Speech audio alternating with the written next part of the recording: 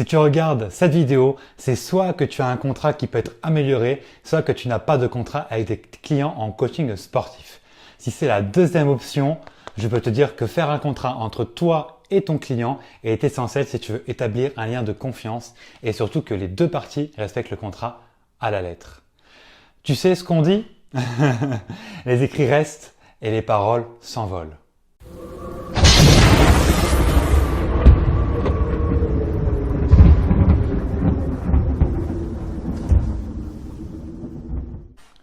Salut, c'est Gary, j'espère que tu as la forme. Aujourd'hui, nouvelle vidéo sur la chaîne YouTube. On va parler contrat de coaching sportif entre un coach et un client. Déjà pour commencer, dis-toi qu'un contrat est obligatoire. Si tu veux que ton client respecte ses engagements avec toi, faire un contrat entre toi et ton client est une responsabilité importante. Aujourd'hui, malheureusement, les gens sont de moins en moins fiables. C'est une réalité. Ça, tu peux le voir. C'est sûr et certain. Faire un contrat bien comme il faut te permettra aussi de paraître et d'être plus professionnel et surtout d'être protégé en cas de non-réalisation des séances, en cas de non-paiement aussi ou au cas où tu n'as plus du tout de nouvelles de ton client du jour au lendemain. Et crois-moi, ça peut arriver. C'est normal après tout. Les relations humaines sont comme ça. Un jour, tout va bien, le jour d'après, tout va mal. Tout est noir ou tout est blanc. Alors que la vie est bien plus que nuancée et que tout est question de perception. Dans cette vidéo, je vais te donner tous les articles qu'il doit y avoir dans ton contrat pour qu'il soit plus que correct et je te donnerai également le contact d'un groupement d'huissiers en fin de vidéo, donc reste jusqu'au bout. Attention, je ne suis en aucun cas avocat, je suis juste un coach, un head trainer qui a un bac STMG. Donc si tu veux aller plus loin et vraiment avoir un contrat spécifique à ta situation avec des articles précis, je te conseille vivement de te rapprocher d'un avocat spécialisé. Tout d'abord, pour commencer ton contrat, tu dois indiquer l'objet du contrat. Donc, c'est contrat de coaching sportif ou ça peut être suivant ce que tu fais. Contrat de prestation de service entre qui et qui, évidemment. Indique ton nom, prénom, adresse, postale, ton numéro SIRET, ton code APE et le statut de ton entreprise, micro-entreprise ou société, SASU, SARL, etc. Indique tout pareil pour ton client, nom, prénom, adresse. Il faut le max d'infos. Normal. Indique ensuite la durée d'engagement, le montant mensuel et le montant total qui te devra. Tu dois tout indiquer le plus précisément possible, comme le numéro de téléphone et le mail de ton client. Faut penser à tout. Passons à l'article 1. Je l'ai appelé prestations et obligations, car un contrat, c'est avant tout une sécurité pour les deux parties et non pas pour une seule. Donc le contrat doit être un minimum équilibré. Donc, dans cet article, tu peux ajouter où les séances de coaching auront lieu, ça, l'extérieur, domicile ou autre, les vêtements qu'il devra avoir aussi, par exemple serviettes, chaussures propres, réservation de séance, bouteilles d'eau, etc. Respect et règles de courtoisie, c'est toujours bien d'ajouter cela aussi, ça paraît normal, mais ce n'est jamais pour tout le monde. C'est une réalité, mon gars. Article 2. Ici, il faudra mettre le plus haut diplôme que tu as et le numéro de ta carte professionnelle. Ça permettra à ton client de vérifier et d'être rassuré. Important d'y mettre une date de validité aussi également. Idem pour ton assurance de responsabilité professionnelle.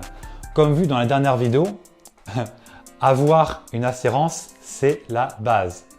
Ajoute aussi dans cet article une clause comme quoi tu peux demander à tout moment un certificat médical au cas où tu aurais des doutes sur la bonne santé de ton client.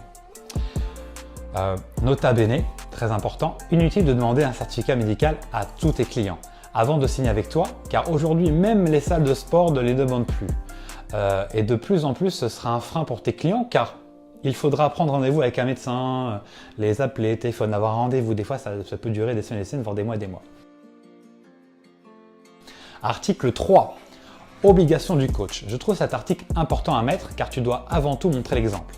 C'est primordial à ta réussite. Ici, je mets comme quoi je dois être présent, ponctuel, prouver que je suis bien diplômé et pouvoir le faire à tout moment.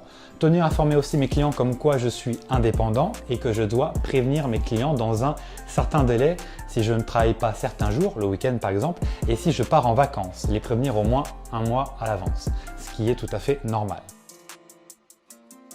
Article 4. Les moyens de paiement. L'idée, c'est de ne pas en avoir 10 000, si tu vois ce que je veux dire.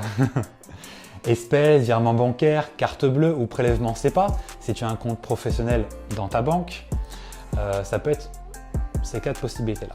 Personnellement, je te conseille les méthodes plus automatiques, comme les virements bancaires et encore mieux, le prélèvement. Comme ça, pas d'échange d'argent en salle, toujours pour plus de professionnalisme de ta part et comme ça aussi, tu pourras déclarer bien comme il faut tous tes revenus. Article 5. Alors là, c'est personnel, mais je ne retirerai cet article pour rien au monde. Car le droit à l'image et surtout pouvoir prendre des photos, utiliser les avant-après et filmer tes clients est nécessaire si tu veux montrer sur les réseaux sociaux le fruit de ton travail. Ce que c'est d'être coaché par toi, les bénéfices, etc. Indique aussi ce que tu attends. Prise de photos, mensuration toutes les 4 semaines. Voilà, ça peut être diverses choses que tu fais pour évaluer le résultat de tes clients. L'image du client pourrait être utilisée sur les réseaux sociaux de façon illimitée et intemporelle. C'est la phrase type que j'ai mis dans mon contrat.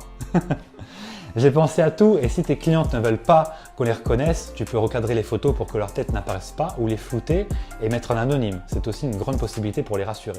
Mais attention, essaie de les convaincre quoi qu'il arrive que c'est un gros plus pour toi d'avoir le maximum d'informations car les gens intéressés par ton coaching s'identifieront plus avec une tête non floutée ou non coupée, avec un prénom, une ville, un âge ou une situation familiale. Eh oui. Article 6. Il s'agit des retards et des annulations de séances. La partie que je préfère. Je sais, pas toi, mais je déteste les gens en retard et les gens qui annulent au dernier moment. Ça me rend fou, vraiment fou. Alors là, très simple. S'il retarde de plus de 15 minutes, je peux décompter la séance comme si elle avait été effectuée. Si la cliente annule ou reporte moins de 24 heures à l'avance, alors là, la séance est aussi décomptée, peu importe la raison. C'est bien grâce à cet article que tu vas voir si tes clients sont réellement engagés vers toi et envers eux-mêmes surtout. Alors après tout, c'est elles qui veulent se transformer et perdre du poids. Article 7. Dernier article de ce contrat, recouvrement de dettes. Ton client est prévenu. Si le contrat n'est pas respecté, tu peux faire appel à un huissier habilité pour récupérer l'argent que tu n'as pas eu de ton client. Le but évidemment n'est pas d'en arriver là. Il faut se remettre en question car il y a fort à parier que si la personne n'est plus aussi motivée et qu'elle ne respecte plus le contrat, ça vient de toi. Tu as dû faire quelque chose qui n'a pas plu et cette cliente n'ose pas t'en parler. Donc remets-toi toujours en question. C'est comme ça que tu seras meilleur de jour en jour. Si jamais voilà, la cliente c'est de sa faute, va sur le site petite-créance.com. Toutes les démarches se font en ligne et c'est très efficace. Tu peux suivre toutes les étapes de recouvrement sur leur site et c'est assez rapide. Puis au final, c'est de l'argent que tu n'aurais jamais eu. Donc tu es largement gagnant. Si tu veux avoir une idée de contrat de ce qu'on a fait chez GA, j'avais fait une vidéo tuto à ce propos. Je la mets en fiche juste là, juste en haut. Donc un objectif pour toi maintenant. Respecte ton contrat et fais-le le respecter à 100%. S'il est là, c'est qu'il y a une raison. Maintenant, je te dis à dimanche prochain à 18 h comme d'hab et en pleine forme. Bisous!